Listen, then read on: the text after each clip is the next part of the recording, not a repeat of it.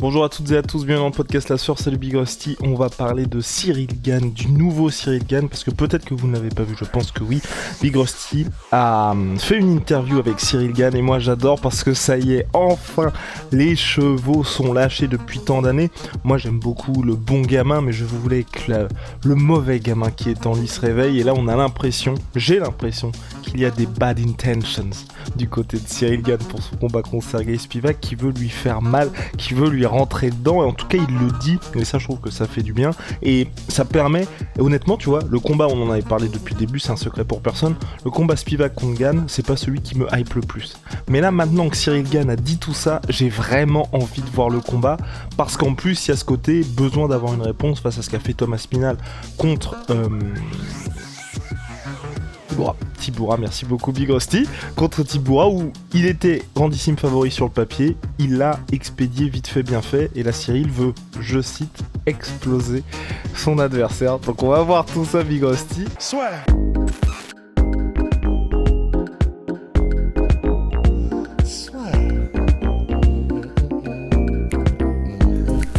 Paris sur le MMA avec Unibet. Quelle sera l'issue du combat? Une soumission? Un KO? Paris sur les meilleures cotes avec Unibet.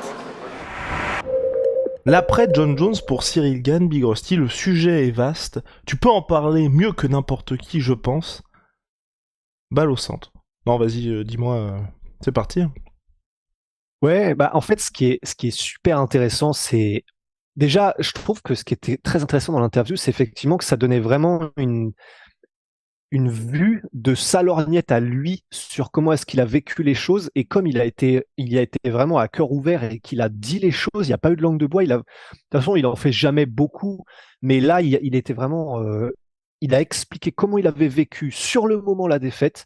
Ensuite, peu de temps après, et depuis, comment ça se passait dans sa vie, la relation qu'il a avec le public, etc. Et je ne sais pas si dans la cage, ce sera un changement qui sera pour de bon, dans le sens, là, il a dit qu'il avait vraiment envie d'aller cogner, mais parce que c'est le combat de retour. Je pense que si jamais ça se passe bien contre Sergei Spivak et qu'il exorcise un peu les démons du coup post-John Jones et après cette défaite expéditive, je pense qu'on reviendra parce que c'est sa personnalité, c'est comme ça qu'il est à la base. Donc c'est pas comme si c'était Robbie Lawler ou comme si c'était Max Holloway. Donc là, c'est simplement la situation actuelle qui fait qu'il a envie de cogner contre Sergei Spivak. Mais une fois ce combat passé, et si ça se passe bien, je pense qu'on reverra le bon gamin de d'habitude et qu'on reviendra au Cyril de d'habitude, tout simplement parce que, qu'on aime ça ou pas, ben, c'est comme ça qu'il est, c'est sa personnalité. Et ça, je pense que tu peux pas changer l'être humain Cyril Gane au plus profond, tu vois. Mais après, c'est vrai que c'était vraiment fascinant de voir comment est-ce que lui-même avait vécu déjà le combat contre John Jones, d'entendre Cyril dire, je sais pas ce qui s'est passé, j'ai sur le moment pendant le combat, j'ai vraiment senti qu'il y avait un truc qui allait pas, c'était peut-être la pression, c'était peut-être la pression sur le moment, c'était plein de trucs qui ont fait que j'étais pas moi-même. Et ça, honnêtement, je trouve que c'est assez cool et assez classe de l'entendre le dire, parce que tu t'exposes quand même en disant un truc comme ça. Là, tu t'exposes à ce que tous les gens qui veulent en rajouter une couche te disent, bah oui, t'as pas les épaules pour ça.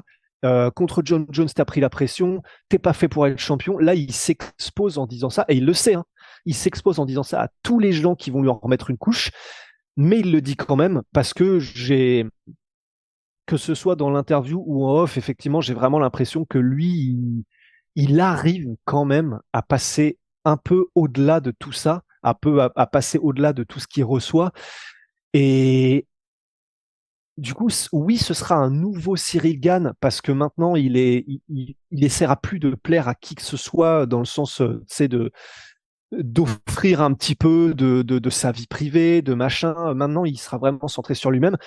Dans la cage, à part le combat qui vient, je pense pas que sur les combats d'ensuite, d'après, on aura un Cyril Gane différent. Mais, ben, en fait, en soi, tu vois, je sais pas ce que tu en penses, et même dans les commentaires, ça va être intéressant ce qu'en pensent les gens, mais personnellement, maintenant, c'est pas que j'ai fait mon deuil d'avoir un Cyril qui soit un mec qui arrive en mode berserker, qui arrive pour la guerre, qui arrive en voulant éclater le mec à chaque fois, qui arrive en voulant faire mal. Parce que ça, au début, on pouvait l'espérer en mode bon bah peut-être que c'est le temps qu'il prenne ses marques et puis quand il aura entre guillemets pris confiance en son style, etc. Bah peut-être qu'il commencera. Tu sais, pour le coup, un peu comme Max Holloway qui au début de sa carrière, il mettait un petit moins de KO aussi parce qu'il était jeune et que physiquement il n'était pas aussi installé, mais il y avait aussi la confiance en son propre style. Et au fur et à mesure de la carrière de Max Holloway, bah il faisait de plus en plus mal et même s'il terminait pas les combats, bah, il y a qu'à voir les combats qu'il faisait. Là, ces dernières années, même s'il n'y a pas de finish, c'est des guerres et clairement, il veut installer sa domination et son autorité dans l'octogone. Donc, il aurait pu y avoir ça. Ouais, voilà, genre le truc, c'était contre qui? Ricardo Lamas, je crois, en mode vas-y, maintenant, let's go. Tu vois? Exactement. Et donc ça, je m'étais dit peut-être qu'on l'aura au bout d'un moment parce que du coup, le style est un peu plus en volume, un peu plus aérien de Cyril. Peut-être que quand il sera plus installé, il ira plus à l'accumulation de dommages, mais pour vraiment terminer le gars et de lui plus jamais lui donner envie de revenir dans la cage avec lui. Mais c'est pas vers ça qu'a été Cyril, parce que c'est pas comme ça qu'il est. Et j'en ai un peu fait mon deuil. C'est pas grave. C'est simplement, voilà, faut qu'on parte du principe que Cyril, c'est un combattant extraordinaire et exceptionnel. Ça, je sais qu'il y a des gens maintenant qui veulent lui en mettre plein la figure, mais objectivement, je pense qu'on ne peut pas le nier. La vitesse à laquelle il a appris et ce qu'il peut faire dans la cage, ça reste extraordinaire. Et je continuerai de dire qu'en striking, ça confine au génie, tu vois, ce qu'il arrive à faire. Et surtout en aussi peu de temps. Mais voilà, moi, personnellement, j'en ai un peu fait mon deuil. C'est comme ça. On a un combattant français qui est notre porte-drapeau, qui est un technicien, qui est pas quelqu'un qui va y aller, comment dire, à l'agressivité et en voulant exploser les gars à chaque fois. C'est comme ça. Et maintenant, du coup, entre guillemets, enfin, vu que j'ai plus forcément d'attente d'avoir cette agressivité extrême, etc. Bah voilà, on va juste kiffer, on va kiffer d'avoir un technicien de voir ce que peut faire notre technicien national face au meilleur du monde, et puis on avance, tu vois. Alors écoute-moi bien. Non, je plaisante. Non, je entièrement d'accord avec toi, Birosti. Moi, je suis plus dans un état d'esprit avec Cyril, là où je pense pas qu'il va changer fondamentalement. Comme toi, à part ce combat contre Sergei Spivak, mais on entame un nouvel arc dans sa vie de combattant. Oui. Quand je dis ça, c'est un peu comme quand LeBron James est parti la première fois de Cleveland pour aller à Miami. Il s'est transformé en mec détesté par tous parce qu'il rejoignait ses potes Dwayne Wade et Chris Bosh, mais au niveau de l'attitude, il était passé du gars qui perdait mais qui était toujours au plus haut niveau mais qui n'avait pas de titre et qui était aimé de tous pour dire bon bah clairement là je veux la gagne, tout le monde me déteste mais grosso modo je vous pisse à l'arrêt et là maintenant je vais enchaîner les finales. Ce qui s'est passé, mais tu vois en mode le gars entame ça, donc il y a la première saison où tout le monde lui crache dessus et tout, il fait des performances de malade, il perd en finale parce que clairement il se trouve en finale et ensuite il a ses deux premiers titres et on a revu après le LeBron James qui était soulagé d'avoir gagné son titre et revenir un petit peu en mode un petit peu plus à la cool. Et là je pense qu'il y a ça aussi avec Cyril de bon ok, là la personnalité que je suis, je me suis pris un raz-de-marée de haine depuis ma défaite, j'ai envie de remettre un petit peu les pendules à l'heure avec ce combat là et ensuite ça reviendra à la normale parce qu'évidemment il va aussi affronter des adversaires je pense qui seront bien mieux classés que Sergei Spivak si ça se passe bien, mais que même dans sa communication tu vois ça va un petit peu changer jusqu'à ce qu'il atteigne, soit qu'il atteigne le Graal, donc à savoir le titre UFC, ou alors qu'il y ait un petit peu ce sentiment de bah ça y est en fait, j'ai montré aux gens ce que je voulais montrer, et maintenant ça y est on peut, je vais pas dire on peut avancer, mais on peut passer plutôt à autre chose tu vois. Et pour les LeBron James, il a fallu qu'il y ait ce premier titre et ensuite c'était un petit peu plus détendu. Pour Cyril, ce sera peut-être autre chose, je sais pas, peut-être un gros combat ou tu vois, ou même au-delà du gros combat, mais un peu à la Francis aussi, où Francis, il y a eu toute cette crispation jusqu'à ce qu'il batte à nouveau Curtis Blades et qui est le tampon. Bah voilà, vous voyez là, le lutteur, ça a duré 44 secondes, le soulagement de Francis, et ensuite, bah, il a recommencé à exploser tout le monde, mais il y avait plus ce même truc chez lui qu'il y a eu entre la défaite contre Stipe Miocic, la première fois, et la victoire contre Curtis Blades, on sentait qu'il se passait un truc qui était... Enfin, il y a eu le non-combat contre Derrick Lewis, enfin, beaucoup de choses qui faisaient que c'était compliqué pour lui. Et je pense que pour Cyril, il y a ça aussi, c'est jusqu'à ce qu'on atteigne le moment où il va pouvoir prouver ça. Enfin, et même, ça peut même arriver au combat contre Spivak. Quand je dis ça, c'est,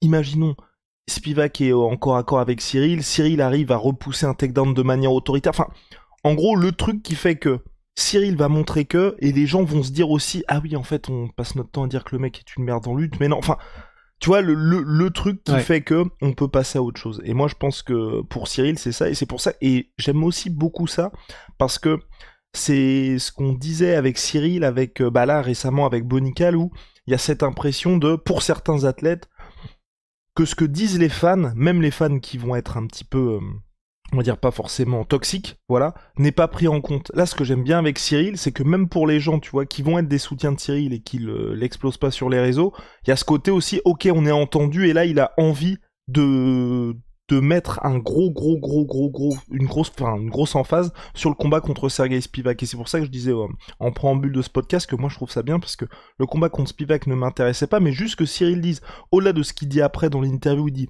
j'ai envie de l'exploser, j'ai envie de faire une masterclass, ça fait du bien, parce que c'est ce qu'on attend quand t'affrontes un adversaire comme ça. Quand il affrontait des gars comme Rosenstruck et qu'il est en mode bon bah on va faire du bon gamin, on va faire tu sais que sur le papier que Cyril part favori, donc t'as envie de l'entendre dire bah les gars, clairement regardez la télé parce que là je vais vous sortir une dinguerie. Et ça fait que n'importe quel pain, face à n'importe quel adversaire, direct tu te dis ouh là l'UFC Paris, j'ai envie de voir ça. Donc moi franchement j'aime beaucoup, j'aime aussi bien le côté bah une personne qui s'exprime moins dans les médias et qui est aussi transparente, tu vois, vis-à-vis des gens, et qui sait, et Cyril qui est intelligent, donc ça je pense que vous l'avez compris, qui se dit aussi, je pense c'est bien pour son public, que ce soit les haters ou les autres, hein, de savoir là où il en est aujourd'hui. Donc voilà. Ouais, non, c'est clair. Et puis c'est vrai que il y a, j'ai vu pas mal de gens qui disaient, mais on se fait traiter de hater et on se fait traiter de tout ça juste quand on émet des critiques. Je pense quand même qu'il faut aussi qu'on se dise, nous tous, mais que c'est pas du tout les critiques qui gênent Cyril en vrai, hein. Et ça, pour le coup, là, vous l'avez vu dans l'interview, les critiques, il les prend, il les accepte, il les intègre sans aucun problème. Même, et ça, pour le coup, ça, c'est quand les gens viennent le voir dans la rue, quand il est au resto ou truc comme ça, s'assoit à côté de lui pour lui dire, mec, faudrait que tu fasses ça, ça, ça. Ça, par contre, je trouve vraiment ça détestable en vrai. Parce que là, t'envahis sa vie privée, tu vois. Et ça, je trouve ça vraiment détestable, même si ça part pas forcément d'une mauvaise intention. Mais après, je pense que c'est pas ça qui le gêne. Et du coup, tu vois, là, on parle de trucs toxiques, on parle de haine, etc. Il y en a, mais c'est pour les gens qui critiquent en mode bah oui, mais voilà, on s'attendait à plus, on s'attendait en lutte à ce que tu fasses un peu plus, à ce que machin. Ça, vraiment, ça, il y a aucun problème. Et ça, que ce soit que ce soit Cyril ou Fernand. Alors bien sûr, ça leur fait pas plaisir parce que comme ils savent qu'ils peuvent montrer plus, forcément, c'est frustrant pour eux, mais c'est pas dérangeant et ça, c'est le jeu. Là, il y a vraiment aucun problème. Mais c'est vrai que, tu vois, typiquement, par exemple, un exemple, mais hier, quand on a posté la vidéo, du coup, en gros, dans les premières minutes, tu regardes un peu si du coup tout se passe bien, s'il n'y a pas un problème et que la vidéo va pas se faire takedown pour n'importe quoi et machin. Et je regardais du coup les premiers commentaires qui tombaient. Et en vrai, quand on parle de haine et de trucs comme ça et d'un peu de trucs toxiques, il y en a un, et j'ai pas regardé trop les autres. Depuis, je suis revenu pour voir et qu'il y avait eu beaucoup de soutien déjà pour Cyril. Et ça fait vraiment grave plaisir. Mais il y en avait un en particulier, je me suis dit, putain, ça résume tout. Un mec qui avait marqué en lettres capitales, assume blaireau. Et je me suis dit, mais putain. Donc en fait, là, il fait une interview de 44 minutes où il assume, pour le coup, il est en mode, j'ai merdé. Il m'a tout fait, John Jones. C'est vraiment le pire, c'était le cauchemar pour moi. Je veux essayer de me racheter, je veux essayer de machin. Donc, un, il assume. Deux, il est honnête, il a pas de langue de bois. Trois, il est humain, il est franchement, c'est pas évident, je pense, pour un être humain qui est autant exposé à la critique, aux moqueries. C'est le jeu, mais ça doit pas être évident à gérer, je veux dire. Il le fait, je pense, mieux que, enfin, tu peux difficilement faire mieux dans la gestion de ce genre de choses que ce qu'il a fait.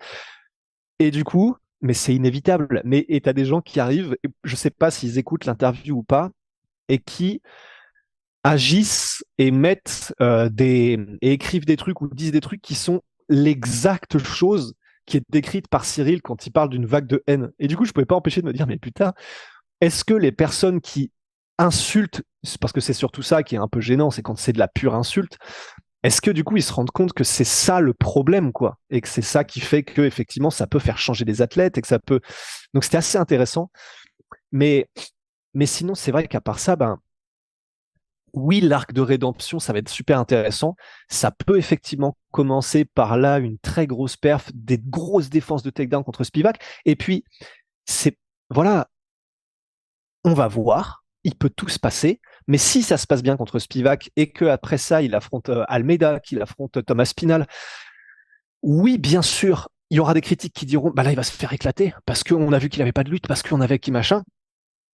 Mais, les gars, on n'est absolument pas à l'abri non plus que il montre contre Aspinall, contre Almeida, contre Curtis Blades. On n'est absolument pas à l'abri qui montre que oui, non. C'est parce que oui, il y a eu de la pression contre John Jones et qu'il a effectivement fait toutes les erreurs et que du coup ça s'est terminé en 2 minutes, que oui, il le dit lui-même, il a pris les takedowns, que Francis a grave bien joué et qu'il n'était pas focus et que du coup il a pris les takedowns.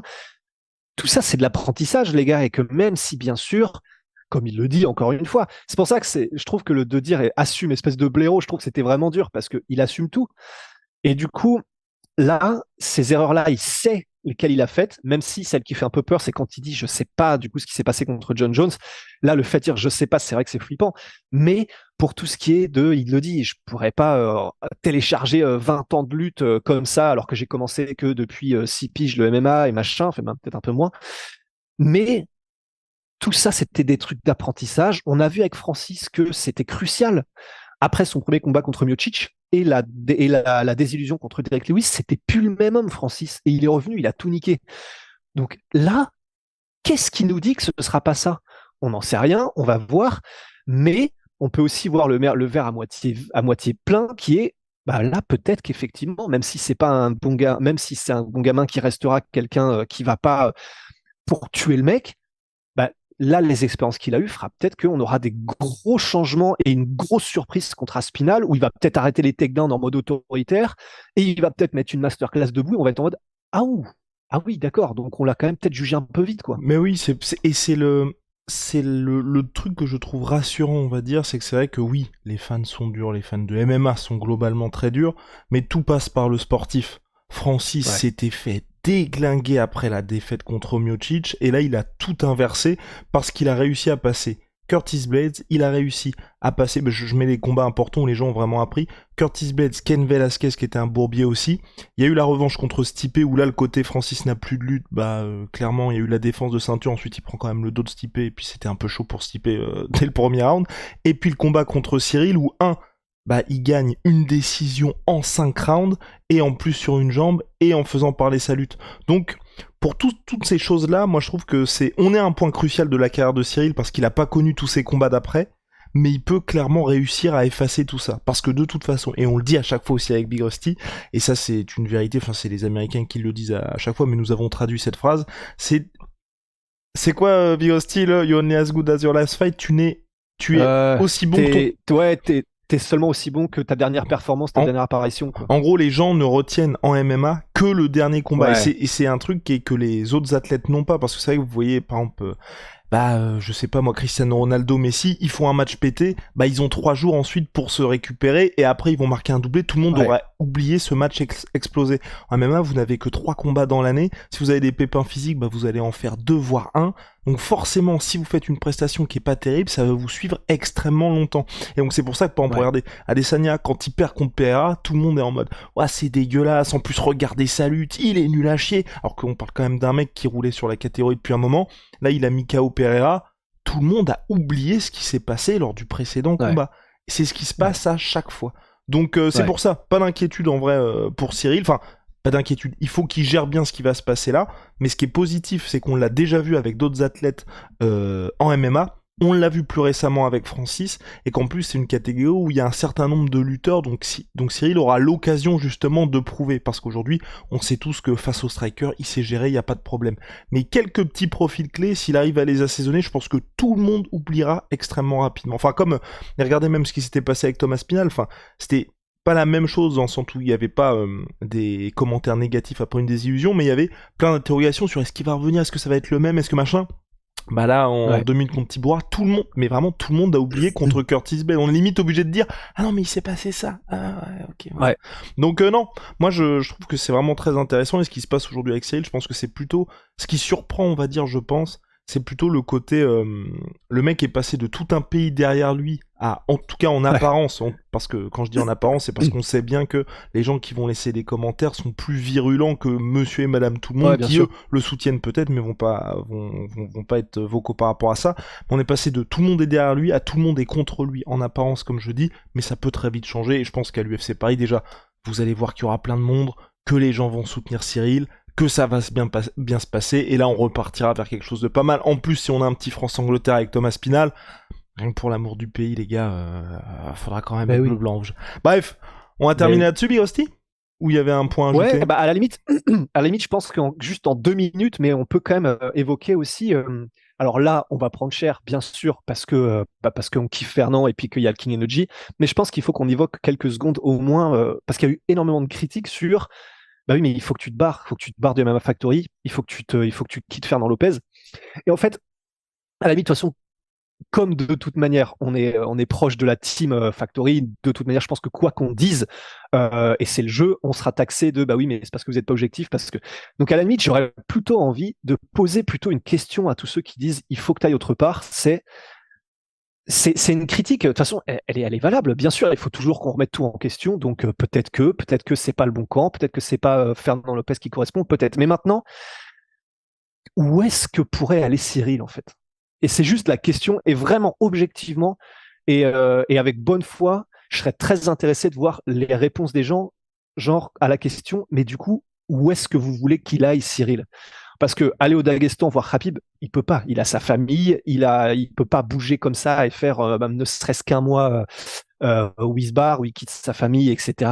Et donc c'est compliqué.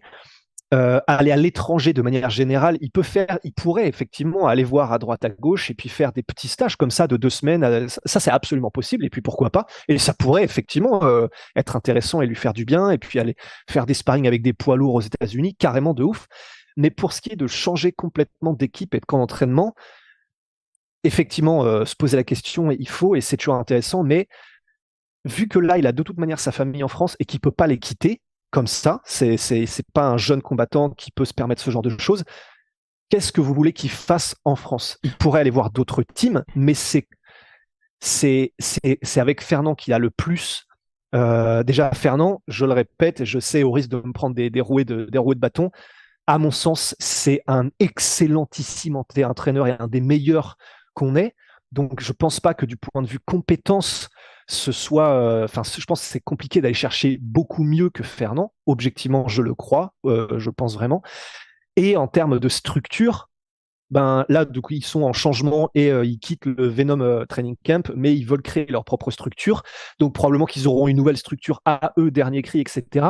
Donc, même en termes de structure, c'est difficile d'aller chercher mieux. Et du coup, vraiment, pour tous ceux qui posent cette question et qui est une question légitime, mais où est-ce que vous voulez qu'il aille, en fait? Non, moi, limite, si Cyril devait... Oups là, je me suis trompé. À la limite, si Cyril devait partir du MMA Factory, et pour moi, le seul endroit qui serait possible, ce serait possible, mais par rapport à ce qui s'est passé dans ce qui s'est passé dans le passé, dans le sens quand on regarde leur résumé de combat, ce serait, tu vois, City Kickboxing. Parce que ça le fait aller à l'autre bout du monde. Et c'est pour ça, c'est ce que je veux dire, c'est ça le fait aller à l'autre bout du monde, et 2, Fernand, ils ont la même mentalité, la même approche de combat, City Kickboxing et Eugene Berman de City Kickboxing et Fernand Lopez.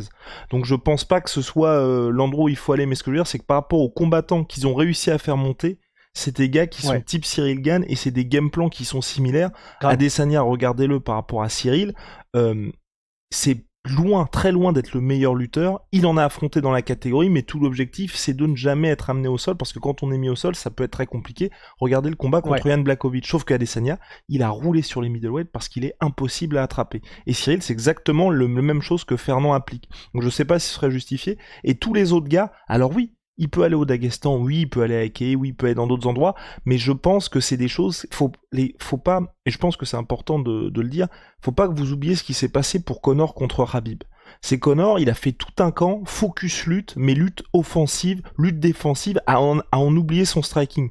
Donc ce qui fait que, comme ce qu'a dit Big Rusty en début de podcast, tu peux pas rattraper 25 ans d'expérience dans un domaine en faisant même 6 mois en bouffant H24. Et quand on regarde ce que Volkanovski a fait contre Islam Makhachev, ils ont pas renié tout ce que faisait Volkanovski. C'est juste, tu débloques un petit peu la confiance qu'il y avait et qui faisait que beaucoup de gars étaient bloqués. Et là, finalement, le mec peut s'épanouir parce que son striking est toujours là et il a conscience de ce qu'il fait en lutte. Mais si tu fais un truc à la Conor où certes tu bouffes que de la lutte pendant 6 mois, mais que ton striking est plus aussi crisp qu'avant, que ton timing n'est pas le même qu'avant, bah très bien. Tu vas durer jusqu'au 4e round contre Khabib, mais tu vas quand même perdre. Alors que il aurait peut-être perdu. Il aurait peut-être perdu s'il avait fait un camp focus sur ce qu'il fait d'habitude, mais sauf que ça fait un truc à la Chad Mendes où, ok, Conor pendant un round et demi, c'est très très chaud, il se fait amener au sol et tout, mais sauf que quand ça repart debout, et que Chad Mendes est crevé parce que ça n'a pas réussi à se passer comme il veut, et que Conor a beau avoir l'arcade ouverte, tu lui fais bah vas-y, viens parce que là on va voir ce qui va se passer quand on est debout. Et c'est exactement par exemple ce qui s'est passé, Charles Oliveira contre Beneil Dariush, échantillon plus court, mais Charles Oliveira contre Islam Makhachev, Charles Oliveira, il a l'air tétanisé debout, en tout cas se dire putain là je vais être amené au sol, ça risque d'être compliqué. Ça se passe très mal le combat là, contre Beneil Dariush, il se fait amener au sol et tout, mais à partir du moment où il est debout, vous l'avez tous vu, il est en mode bon bah ok maintenant c'est à moi de jouer. Et ça a duré 15 secondes à partir du moment où c'était debout. Et donc vraiment ne pas négliger ce côté là où ok Cyril va énormément prendre en lutte, mais sauf qu'entre prendre en lutte quand c'est pas ton skills de base ou exceller en striking et être parfaitement et avoir un game plan qui soit parfaitement centré autour de ça, moi je préfère que ça se passe de cette manière, surtout quand on l'a vu avec un combattant comme Israel Adesanya, qui a eu un petit peu la même structure que Cyril, et aujourd'hui, enfin, je veux dire, Adesanya, il a une carrière, 99,9% des combattants aimeraient avoir la même. Ça veut pas dire que, et bien sûr, c'est difficile, parce que même pour nous, comme on est proche de Cyril et comme on est proche de Fernand, c'est vrai, c'est beaucoup plus dur d'y aller, de critiques fortes, etc., que si c'est des mecs qui sont à l'international et puis qu'on voit jamais. Ça, c'est une évidence. On va quand même essayer de le faire quand on pourra, parce qu'il faut qu'on soit capable de le faire. Mais c'est simplement que là, c'est vraiment, je me demandais vraiment, tous les gens qui demandent, il faut vraiment que tu te barres de chez Fernand et du Mam Factory. En fait, vraiment, à chaque fois, le message s'arrête là, mais il n'y a jamais il faut que tu ailles là. Il faut que tu ailles dans ce gym, il faut que tu ailles. Et du coup, c'est juste par curiosité. J'aimerais bien savoir tous les gens qui disent il faut que tu te barres, mais où? 100% d'accord, Mr. Big Rusty.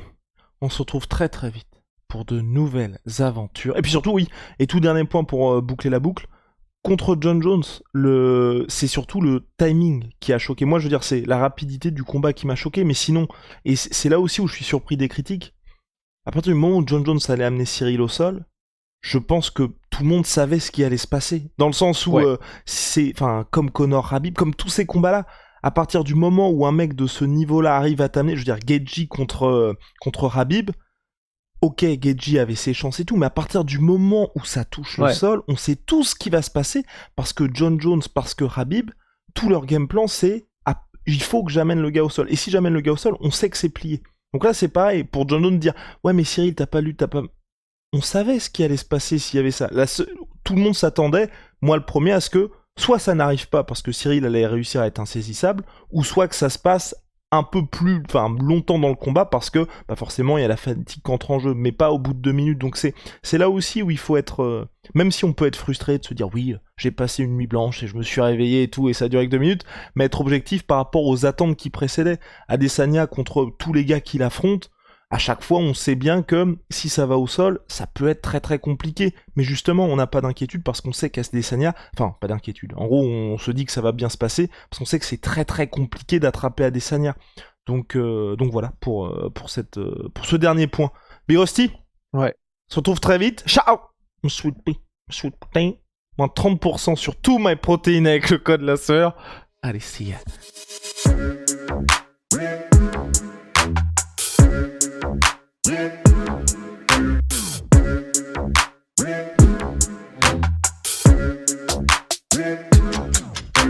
I'm fucking coming for you!